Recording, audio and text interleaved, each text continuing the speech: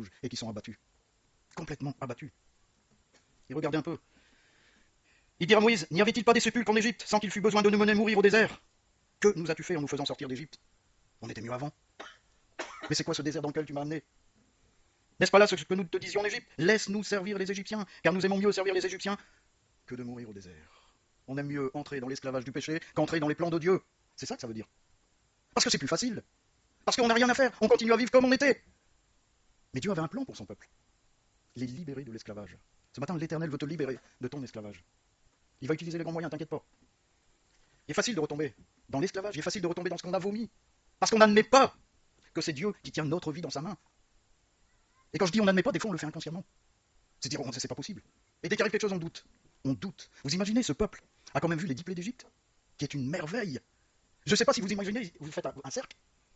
Au milieu de ce cercle, vous mettez le peuple d'Israël, tout ce qu'il y avait autour, tout a brûlé, tout a été envahi de mouches, de tout ce que vous voulez. Et le peuple d'Israël n'a jamais été touché. Première difficulté, ils vomissent ce qu'ils ont connu pour retourner à l'esclavage. Est-ce qu'on n'est pas parfois comme cela? Est-ce qu'on n'a pas été dans nos vies comme cela? Est-ce qu'on n'est pas dans nos vies comme cela à pleurer? Ils avaient simplement invoqué le nom de l'Éternel avec crainte et tremblement. Est-ce qu'on le fait dans nos vies? Est-ce qu'on invoque l'Éternel en le connaissant parce qu'on sait qu'il est capable de lever la main et d'ouvrir les flots qui sont devant nous? Je vous rappelle quand même ce matin qu'on est censé vivre à part du monde. On est censé être différent du monde. Si vous étiez du monde, le monde aimerait ce qui est à lui. Mais parce que vous n'êtes pas du monde et que je vous ai choisi du milieu du monde, à cause de cela, le monde vous hait. Le monde hait les chrétiens parce qu'il y a une nette différence de vie. Qu'est-ce que ça veut dire? Ça veut dire qu'il doit y avoir également une nette différence de réaction. Pourquoi tu as peur de mourir?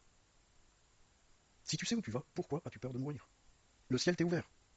Les noces de l'agneau sont prêtes, tu as ta place avec le nouveau nom. Vous savez, la pierre blanche sur laquelle un nom nouveau est inscrit. Pourquoi tu crains? Dans la Bible, on trouve plein de réponses. Aussi trouve-t-il étrange que vous ne vous précipitiez pas avec eux dans les mêmes débordements de débauche. Et parce que tu ne fais pas comme eux, bah, ils te calomnient. Parce que tu n'es pas comme eux, ils te calomnient. On est censé vivre et être conduit par l'Esprit de Dieu. On l'a encore entendu ce matin. Avoir une vie à l'opposé de celle d'avant, différente de celle du monde, qui est une folie pour les gens du monde. Parce qu'on croit à des fables. On va voir plus tard la fable, la puissance de la fable. On a parlé du Saint-Esprit. Le peuple était conduit par une colonne de feu dans les ténèbres et une colonne de nuée le jour. Est-ce que ce matin tu es conduit par la même colonne, qui est l'Esprit de Dieu? Quel que soit le temps, quel que soit ce qui se passe dans ta vie, est-ce que tu suis cette colonne dans ta vie?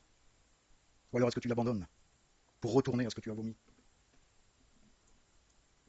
Le croyant qui a été conduit à quitter les ténèbres pour en rentrer dans le royaume du Fils de Dieu. Rendez grâce au Père qui vous a rendu capable d'avoir part à l'héritage des saints dans la lumière, qui nous a délivrés de la puissance des ténèbres et nous a transportés dans le royaume du Fils de son amour, en qui nous avons la rédemption, la rémission des péchés. On a été transportés des ténèbres dans la lumière. On vit aujourd'hui dans la lumière et non plus dans les ténèbres. Notre vie doit être une vie de lumière. Et quand les ténèbres viennent, elles sont chassées systématiquement par la présence du Saint-Esprit qui combat à notre place. Taisez-vous et sachez que je suis Dieu. La reconnaissance, vous savez, le fait de rendre grâce au Père, c'est une bénédiction. Merci Seigneur pour ce qui m'arrive. Et on va le voir pourquoi c'est important de considérer ces choses. C'est une reconnaissance, c'est une bénédiction pour celui qui vit ces choses. Une vie quelqu'un qui, même dans les difficultés, même dans l'épreuve, loue le Seigneur Jésus. On va venir tout à l'heure à ça, qui est souvent très difficile, et je le conçois. Mais si on avance dans ce chemin-là, on est perdu. C'est Dieu qui nous a rendus dignes. C'est pas nous qui sommes rendus dignes. C'est Dieu qui nous a rendus dignes par la mort de son Fils. Il nous a fait traverser les ténèbres pour venir à la lumière, à sa lumière. Tout lui a été donné, tout a été exposé à sa lumière. Et nous sommes passés de la lumière parce que nous avons été arrachés aux ténèbres. Arrachés. À l'heure de grâce, mes bien-aimés, ce n'est certainement pas pour y retourner aujourd'hui. Parce que ça nous semble plus facile. Aujourd'hui, on possède quoi? L'assurance. On possède la vérité. Tout à l'heure, on a parlé de la vérité. Tu as la vérité. Et la vérité, elle est en qui? En Jésus-Christ. Qui est un exemple pour chacun d'entre nous. Qui a souffert, qui a été blasphémé, qui a été frappé. On lui a craché dessus. Il n'avait rien fait. Quelle serait notre réaction si on nous crachait dessus, si on nous frappait en n'ayant rien fait? Nous avons été choisis du milieu du monde. On a été rachetés, on a été pardonnés. Et aujourd'hui, on appartient à ce Jésus. Et parce qu'on n'est pas du monde, le monde nous hait. On est complètement différents. Comme a dit Paul tout à l'heure, on est à l'ouest. On est à des années-lumière de ce monde. Parce qu'on ne vit plus dans les ténèbres, on vit dans la lumière. Ce n'est pas vous qui m'avez choisi. Là encore une erreur. C'est pas nous qui avons choisi Jésus. À la limite, on s'en serait peut-être bien porté si on l'avait jamais connu. Enfin, comprenez bien ce que je dis. Mais venir à la lumière, ça nous fait réfléchir. Venir à la lumière, ça nous fait constater que notre vie est sale, que notre vie est pauvre, alors que l'Éternel veut enrichir ta vie ce matin. Mais moi, je vous ai choisi et je vous ai établi. Il y a une sacrée différence. Hein. Il ne nous a pas sortis des ténèbres à la lumière pour nous poser là et s'en aller. Il nous a établis, préparé une place, afin de revenir et nous donner le consolateur. Afin que vous alliez et que vous portiez du fruit. Quel fruit on porte ce matin? Parce que si on est différent du monde, on ne porte pas les fruits du monde. On porte les fruits de Christ. Les fruits qui dérangent. Parce que quand on porte les fruits de Christ, dans ce monde, il y a l'honnêteté, la probité. Il y a la vérité qui est dans notre cœur. Et que rien ne peut détourner.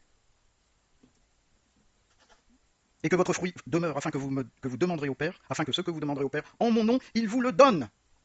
Je suis en train de confirmer ce que Emmanuel a dit. Emmanuel a demandé à l'Éternel. Il lui a donné bien au-delà de ce qu'il a demandé. Il voulait simplement le poste qu'il avait cette année à 37 km. Il a donné au-delà de ce qu'il a demandé. Est-ce que vous avez soif de ça ce matin, mes bien-aimés?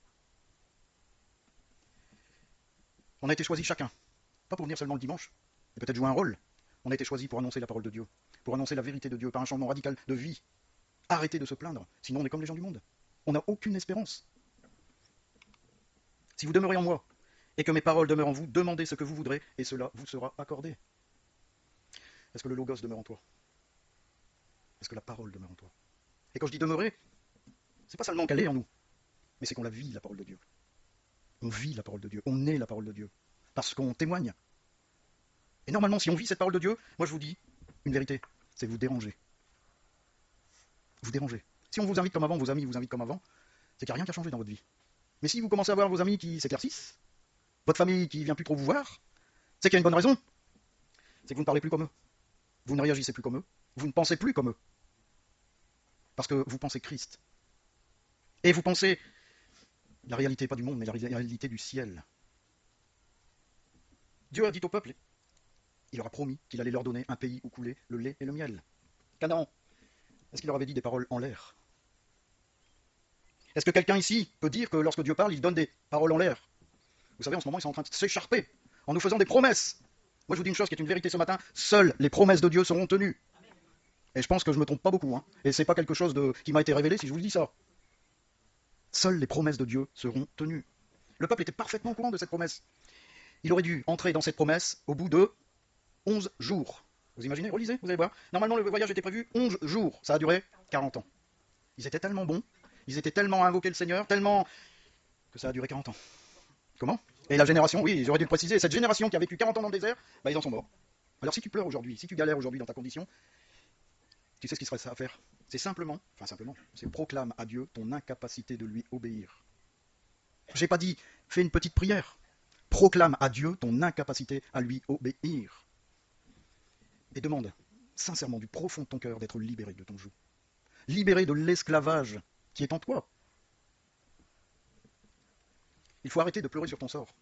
Et moi je vais te dire une chose, arrêtez de demander à Dieu ce qu'il t'a déjà donné, mais que spirituellement tu es incapable de voir. Le peuple de Dieu voyait la colonne, de nuit comme de jour. Ils sont arrivés devant la mer, ils étaient incapables de voir que Dieu était capable d'ouvrir la mer en deux. Et on va voir pourquoi. Moïse répondit au peuple, ne craignez rien, restez en place. Arrêtez de vous agiter, arrêtez de pleurer. Regardez la délivrance que l'Éternel va vous accorder en ce jour. Car cette montagne qui est devant toi aujourd'hui, tu ne la verras plus. Il y a des gens dans leur vie, vous avez beau prier avec eux, vous avez beau faire ce que vous voulez, ils voient sans cesse la montagne devant eux. Sans cesse. Vous les voyez le premier du mois, vous les voyez à la fin du mois, ils vont vous reparler de cette montagne. Parce qu'ils ne l'ont jamais franchie. Parce qu'ils n'ont jamais, j'en reviendrai après, avancé ce fameux pas de foi. Ils n'ont jamais fait ce pas de foi. Moïse ici connaît tellement son Dieu. Il le connaissait parfaitement. Il savait que Dieu était incapable d'abandonner son peuple.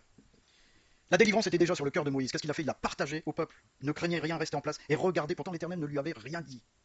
Mais il avait cette foi de savoir qu'il agirait. Et nous, des fois, quand ça va pas, ça va pas. Et on doute. Et on doute. Moïse, l'Éternel lui avait rien dit concernant la mer Rouge. Et il a dit au peuple, ne craignez rien, regardez la délivrance que l'Éternel va vous accorder en ce jour. Je trouve ça fantastique.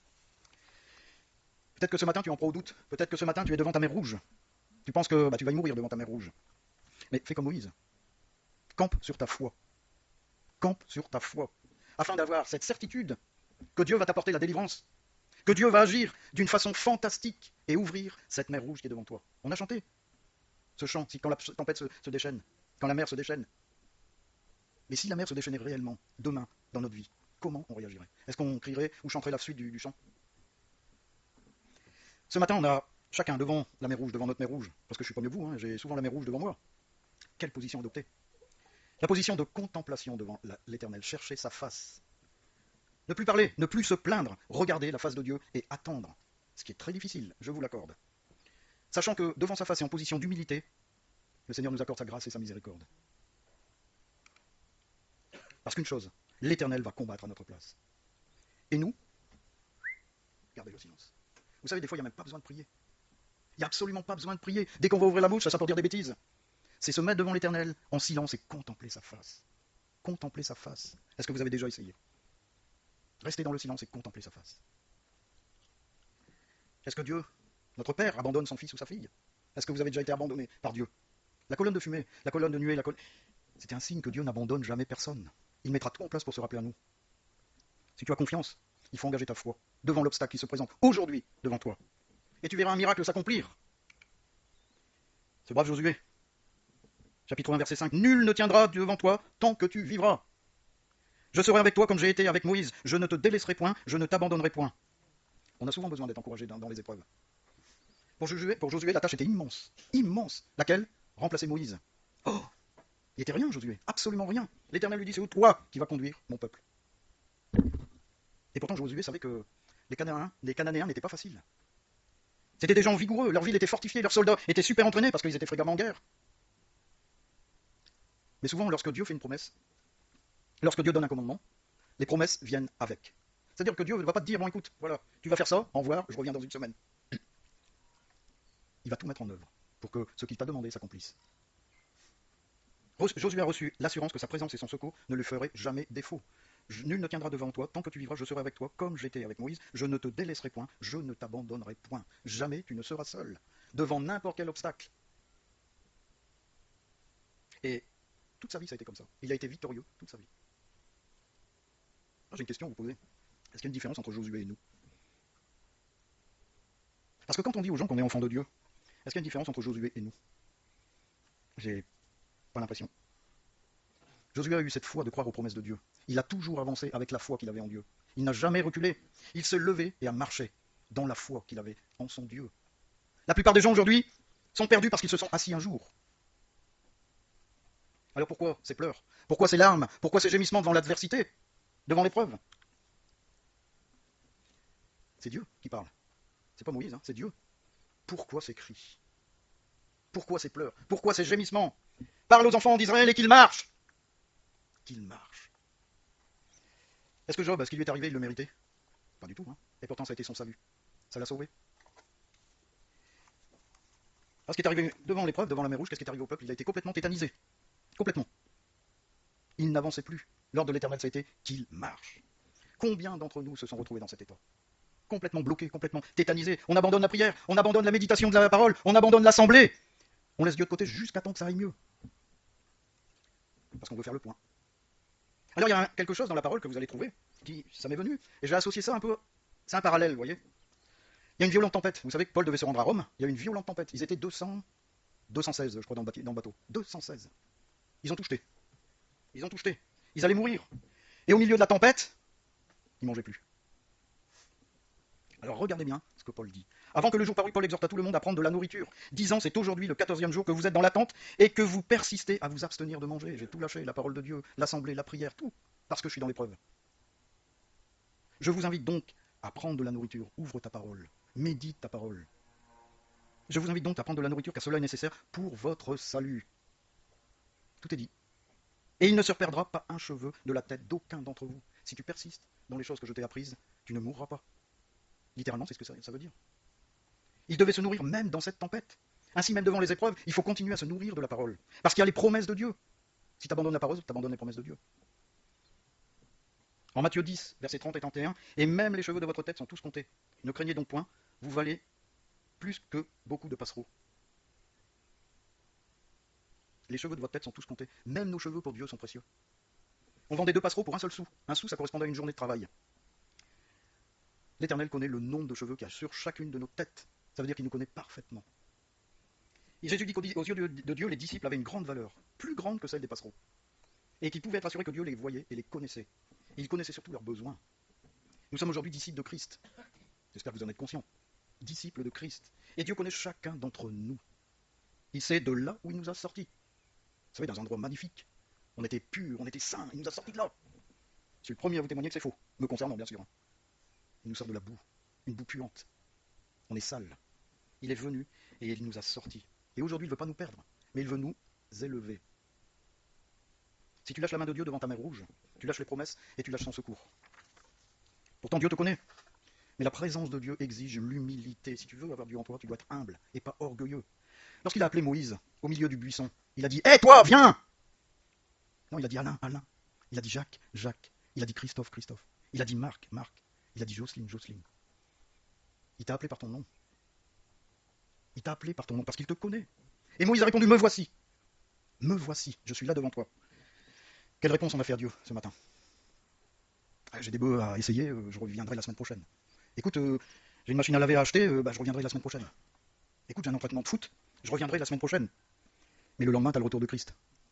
Il y a un peu tard pour la semaine prochaine. Un bébé qui commence à marcher et qui tombe. Dans la seconde, le père et la mère le relèvent. Est-ce que vous y croyez? Ah non, il faut du temps quand même. Si le gamin est d'abord près de la porte, je dirais qu'il faut quelques secondes. Vous êtes d'accord avec moi? Pour le relever et le consoler. Bah, Dieu fait la même chose avec nous. Et parfois, il prend son temps. Nous, on est tellement pressés, mais Dieu prend son temps parce qu'il veut nous enseigner la patience, le recours à la prière, l'adoration. Vous voyez qu'il nous faut dès aujourd'hui considérer l'épreuve sous un nouvel angle. L'épreuve n'est jamais là au hasard. Jamais, jamais, jamais. Et faut pas croire, malheureusement, beaucoup de chrétiens pensent que l'épreuve est une punition de Dieu. Parce que j'ai mal fait. C'est pas ça du tout. C'est parce qu'il a besoin de nous apprendre encore de lui. C'est parce qu'il a besoin de nous éclairer sur des points nous concernant. Et je vous avoue que parfois il est souvent difficile de revenir à Dieu. Oh, c'est pas lui qui est pas d'accord, hein, loin de là. Mais c'est mon ego et mon orgueil qui a été touché. Je trouve ça inadmissible. Je prie à l'église, je lis sa parole. Je suis fidèle. Pourquoi je suis dans cette épreuve? C'est inadmissible. Je vais mettre un peu de distance. Je vais quitter l'église pendant un certain temps. Je vais faire le point. Le point, il est vite fait. C'est une grave erreur. C'est la plus grande erreur que l'on puisse commettre. Quelqu'un qui quitte une église, c'est pas qu'il est en désaccord avec le pasteur, avec les anciens. Hein. C'est que son ego n'est pas d'accord avec ce qui est dit. C'est parce qu'il se croit plus malin que Dieu lui-même. Parce que ceux qui sont au micro, ils parlent au nom de Dieu, c'est pour ça qu'ils seront jugés plus. Ouais. Eh ouais, mais seulement, des fois, on n'est pas d'accord avec le prédicateur. Parce que le prédicateur, c'est Dieu qui lui dit, tiens, vas-y, mets ton doigt là où ça fait mal. Ah, moi, c'est comme ça. Ah, on me parle comme ça, je m'en vais, je quitte l'église. Dieu ne peut pas remplir un vase plein. Il faut en être conscient maintenant. Si tu es plein de toi-même, Dieu ne pourra jamais te remplir. Il va t'amener dans un désert. Moi, je te le dis aujourd'hui. Il va t'emmener dans un désert. Ne pleure pas devant ton désert. Parce qu'il a besoin de te vider de ton orgueil. Il a besoin de te vider de ton assurance. Parce qu'il veut te remplir de lui-même. Alors t'en es où ce matin avec ça? Parce qu'un jour, ça sera la mer morte qui va être devant toi. Et un jour, elle ne s'ouvrira pas. Parce que tu seras tellement orgueilleux, tu vas dire, je l'ouvrirai moi-même. Je vais m'en sortir tout seul. Je l'ai entendu, je ne sais pas combien de fois ça. Et à chaque fois, j'ai ramassé la personne à la petite cuillère. À chaque fois.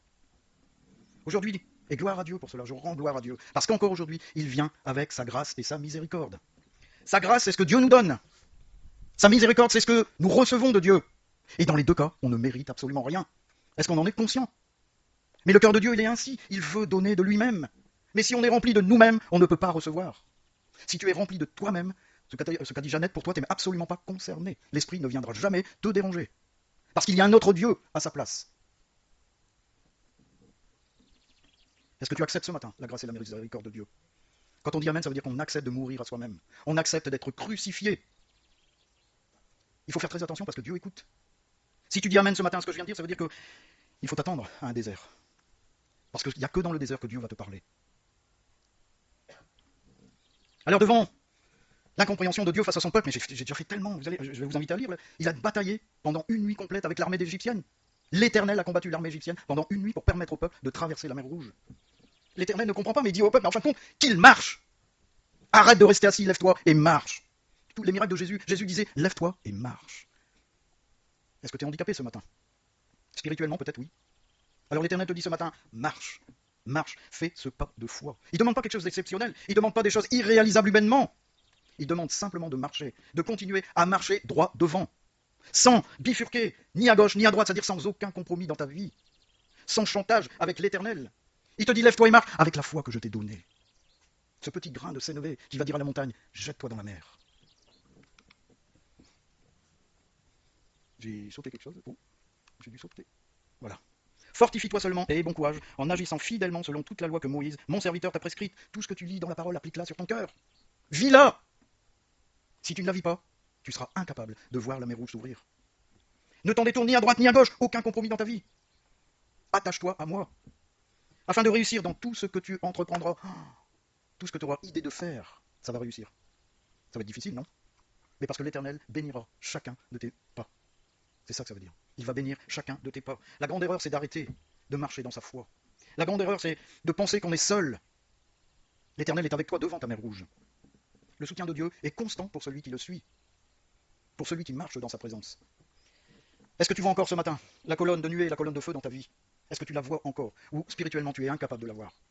Ça veut dire, est-ce que tu vois la main de l'Éternel agir tous les jours? Est-ce que tu la vois?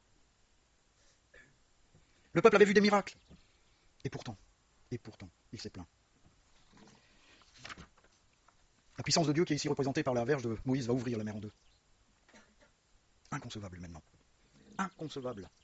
Ce que toi tu penses, l'Éternel s'en fiche, parce qu'il est capable de faire ce que toi tu n'imagines pas. Il est capable de faire au-delà de tes pensées. Ce qui était évident pour le peuple, c'est-à-dire la mort par l'armée égyptienne, a été balayée par la puissance de Dieu. En un instant, Moïse a relevé la verge et la mer s'est ouverte. Et la manifestation n'a pas été passagère, hein. Elle a duré toute la nuit, le temps que le peuple traverse. Et pendant tout ce temps, l'Éternel est allé combattre l'armée égyptienne. Il a démonté les chariots, il a fait plein de choses, jusqu'à temps que le peuple soit délivré. Il va combattre pour toi, jusqu'à temps que tu aies les pieds au sec, jusqu'à temps qu'il t'aura emmené à l'autre bord, de l'autre côté de ta mer rouge, jusqu'à temps que tu ne risques plus rien. Et ce qui semblait être une épreuve est une victoire dans ta vie. Afin que tu apprennes et que tu admettes qu'il est ton Dieu. Est-ce que tu veux ça pour ta vie ce matin? Quelle est ta mer rouge ce matin? Est-ce que tu te trouves dans le même état que le peuple d'Israël, devant la mer rouge? Pourquoi moi? Je suis pourtant quelqu'un de bien, j'ai travaillé pour toi. Il faut saisir dès maintenant la délivrance que l'Éternel veut t'accorder ce matin. Il te met devant la mer rouge. Acceptes-tu d'être devant ce matin la mer rouge? Acceptes-tu de te lever dans l'obéissance et d'avancer, de marcher, quoi qu'il arrive? Parce que l'Éternel, moi je te le dis, va ouvrir son chemin devant toi. Et le chemin, la vérité et la vie, c'est Jésus. Il va te donner Jésus ce matin. Et voilà ce qui va arriver. L'Éternel vit la main puissante. Israël vit la main puissante que l'Éternel avait dirigée contre les Égyptiens. Il a ouvert les yeux aux Égyptiens. Là ce qui arrive, c'est que l'Éternel va ouvrir tes yeux. Il va te donner cette vision spirituelle pour voir ces bénédictions dans ta vie. Ces bénédictions que tu ne vois plus, que tu ne sens plus. Et le peuple craignit l'Éternel, et il crut en l'Éternel, et en Moïse son serviteur. Dieu avait un plan pour son peuple. Et il en a un pour toi ce matin. C'est clair, tu entres dans les plans de Dieu. Alors, lève-toi, avance, et tu verras la mer, cette mer qui est devant toi, cette mer qui te fait peur, cette montagne, s'ouvrir. Et tu passeras. Alors qu'il en soit ainsi, au nom de l'Éternel. Amen.